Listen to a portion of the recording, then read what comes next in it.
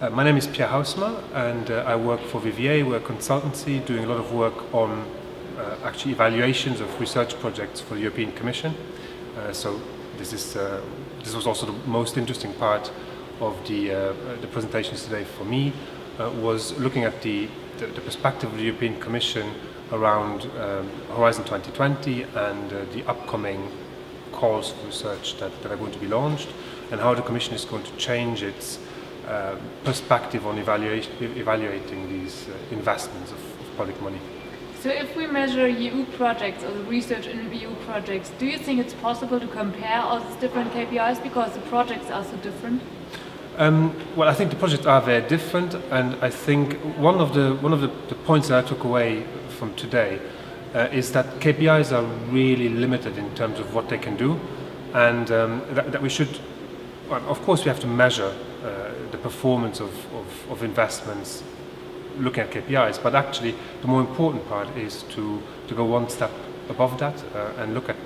the performance of the overall program at a more aggregate level. And one of the things that came through from the discussion just now was the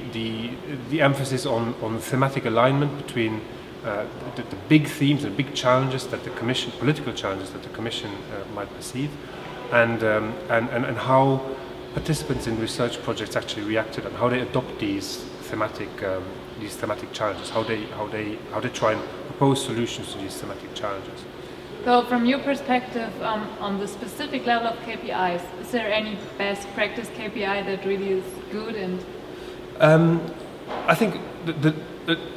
there was a lot of discussion about individual KPIs, and I don't think that of the ones that we looked at,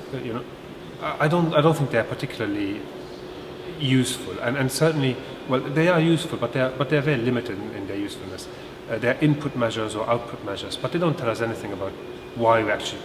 investing 9 billion euro over the last couple of years into public research. I think, if you're looking at patents or looking at publications, even the people who were introducing these as potential KPIs were not very convinced about them and about their usefulness. And I think rather than looking for new KPIs or other measures, input or output measures, what we really should try and identify is what was also presented by Tatiana in her presentation,